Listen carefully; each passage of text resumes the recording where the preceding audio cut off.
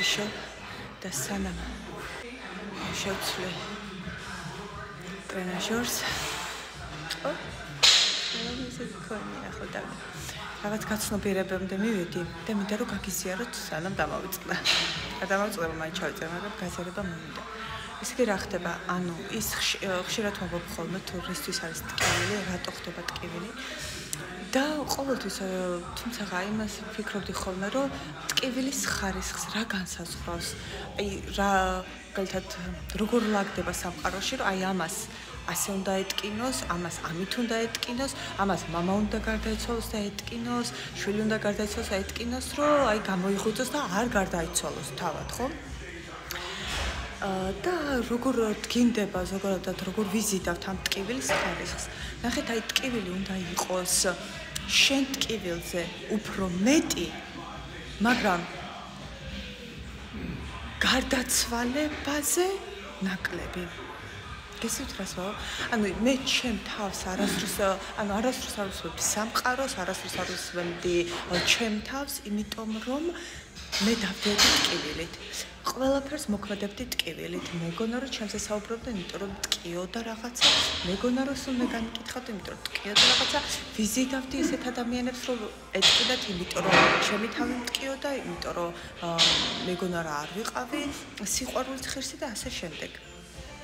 და ნახეთ, დედის ტკივილი იყო ჩემ ტკივილზე, დემენცია, იყო ჩემ ტკივილზე უფრო დიდი, მაგრამ იმ ტკივილზე რაც გარდაცვალებამდე მიმიყვანდა, უფრო ნაკლები. ანუ თავს არ მომაკვლევინებდა ეს ტკივილი.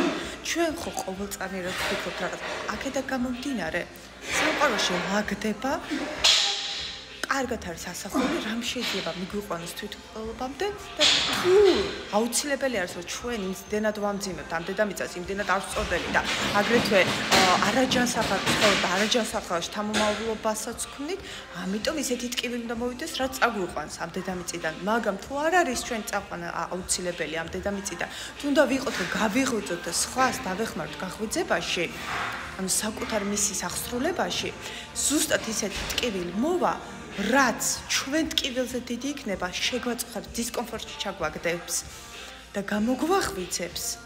ანუ იმდენად ტკივილიანი იქნება იმ რეალობაში დარჩენა, რაშიც ვართ, რომ ცვალების ტკივილს ავირჩევთ, დისკომფორტს ავირჩევთ. და იმაზე ნაკლები ტკივილი უნდა იყოს, რაც აქ ყოფნას საერთოდ ვერ შეგვაძლებინებს და გარდაცვალებამდე მიგვიყვანს. აი ესე ხდება ეს ყველაფერი. აქედან გამომდინარე, ვიღაცისთვის იქნება შვილის გარდაცვალება, ვიღაცისთვის თუმცა არ მიიყვანს ეს ყველაფერი, გადაალახვიდებს და ტკივილში ჩაჯდომას გადაწყვეტს, აქ ყოფნას. გაქცევას ისე ვიღაცა ცისთვის, ვინც აქედან გასასვლელია, შვილის გარდაცვალება, მაგალითად, წაიყვანს აქედან ისიც, წავა შვილთან ერთად. რა სიძაფრის ტკივილი იქნება, ჩვენდა გამომდინარე ხდება. რა არის აუცილებელი, ჩვენ წაყვანა თუ აქ დარჩენა და გამოღვიძება. თუ ვერ გამოვიღვიძეთ, რა თქმა უნდა, წაგვიყვანე ამ დედამიწიდან. როგორც მოგახსენეთ, მე როდესაც გამოვიღვიძე, ასე რომ ვთქვათ, ანუ გაღვიძება რას ნიშნავს? გავიხსენე ვინ ვარ, ჩემი მისის აღსრულებაში ჩავდექი, პარალელურ სამყაროები ვნახე. ერთ-ერთში მოგეხსენებათ რა როგორ წარიმართა და ჩემის ცხოვრება, ბედი, ბედს თავად ვქმნით, მეორეში დანახეთ როგორ იყო დალაგებული, მე თუ დედის ტკივილი ვერ გამაღვიძებ და გავექცეოდი, ჩავაბარებდი ან ესე შემდეგ, მე შვილის ტკივილი იყო. ან წაიყვანდნენ, ან რაღაც, ან თვითონ გადავიდოდოთ, აი ამ ტკივილს უნდა შევეცვალო. ანუ ჩემთან არ იქნებოდა ყოველ შემთხვევისთვის, გესმით? და თუ ესეც ვერ გამოვაფხიზლებდა, მე საერთოდ გარდაცვალება და ჩემი საერთოდ ამ დედამიწიდან წასვლა, მეც გავყვებოდი. როგორც იქნებოდა აუცილებელი, ისე დალაგდებოდა ყველაფერი. ასე არის ყველასთან. ან შეიძლება ზოგისთვის ავარია იყოს, გესმით? ანუ ვისთვის რა არის საკუთარ ტკივილზე მაღალი ტკივილი? იმედი მაქვს ხვდებით რას გულისხმობ. ანუ შენ ტკივილის დონეზე მაღალი უნდა იყოს დისკომფორტი ტკივილი, რომ მოხდეს შენი ცვლილება. თუმცა არა ისეთი მაღალი, რაც შენ გარდაცვალების წინაპირობა გახდება. ერთ-ერთ პარალელურ გაძობილებაში დედაჩემს ვაიძულე თვითმკვლელობა, ნუ ვეძახდი რომ რატო ხარ ცოცხალი, რატო ხარ და გადახდა დედაჩემი აივნიდან. და ეს იმდენად გავათვითცნობიერე რა ტკივილმა მიმიყვანა ხო აქამდე, იმიტომ რომ აღარ შემეძლო იქ ყოფნა და ეს და ნახეთ რა მოხდა, დავაგერე მე ჩემი და ჩემ შვილის ცხოვრება. ერთადერთი ჭეშმარიტი გზა, რომელიც ავირჩიე არის, აი აქ. ეხლა სხვა უფრო მაღალ განზომილებას არ გულისხმობ, იქამდე ავდივარ, ხო?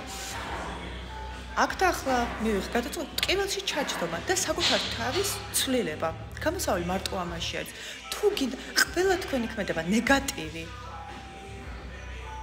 ყველაფერი, რასაც ჩადიხართ, რაც არ მოგწონს თქვენ ირგვლივ, თქვენი ტკივილის შექმნილია. აი იმ ტკივილს, რასაც დაატარებთ. როდესაც გადაწყვეტილებას მიიღებთ განთავისუფლების და ტკივილის უპირობო სიყვარულად გარდაქმნის, მაშინ მოხდება თქვენ ცხოვრებაში მაგია. შეიძლება თქვენ ცხოვრება უკეთესობისკენ ყველაფერი დაალაგდება. როდესაც შეიცვლებით, უკვე თქვენი მართვა ტკივილთ არ მოხდება. ანუ სწორ გზაზე დაბრუნება ტკივილთ არ მოხდება და რატო? უკვე დაიწყებთ მოსმენას, სამყაროს მოსმენას და როგორ მოусმენთ საკუთარ თავს. ყველაფერი თქვენ ახლა რას ვაკეთებთ? სკროლავთ, გაურბევთ ტელევიზორს, უყურებთ, იქ ვსვავთ, რა ვიცი, 1000 რაღაცას ვაკეთებთ, რომ გავექცეთ საკუთარ შინაგან ხმას. სულს გავექცეთ. არ მოვახდინოთ დაკავშირება. სულთან დაკავშირება ნიშნავს საკუთარ თავის ცვლილებას, სხეულის ცვლილებას, სხეულის გაზრდას, ცხოველის, ეს ცხოველის გაწვრთნას. და ყველაფერს ვაკეთებთ, რომ ჩვენ ანუ entertainment ვართობთ თავს, რომ არ ჩავჭდეთ ტკივილში და არ შევცვალოთ თავი უკეთესობისკენ. და როდესაც გავჩერდებთ ტკივილში ჩავჭდებით და დავიწყებთ საკუთარ თავის ცვლილებას, დავიწყებთ მოსმენას, დამშვიდდებით. რეალურად რატო ვართ აფორიაქებული? იმიტომ რომ არ ვუსმენთ საკუთარ თავს. და სული ფორიაქშია. გეუბნება არასწორ გზაზე ხარ, არასრულებ მისიას, მატერიაში ხარ. მატერია ისედაც მოვა თუ შენ სულიერებაში იქნები, რელიგიური არა, სულიერებაში თუ იქნები.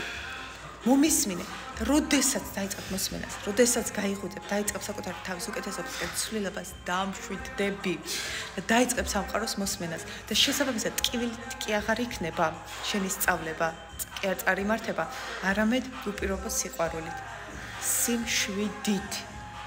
მოხდება შენი ზრდა, განვითარება. ამისთვის ხდება ეს ყველაფერი.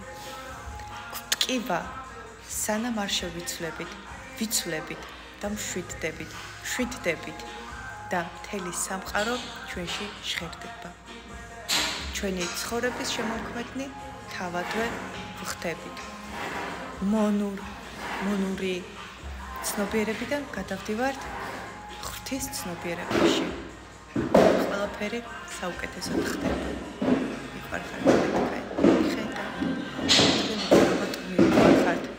თქვენი ტკივილის ხარისხი თქვენზე არის დამოკიდებული. აირჩიეთ სიყვარული, სიმშვიდე და გალახდება ცხოვრება.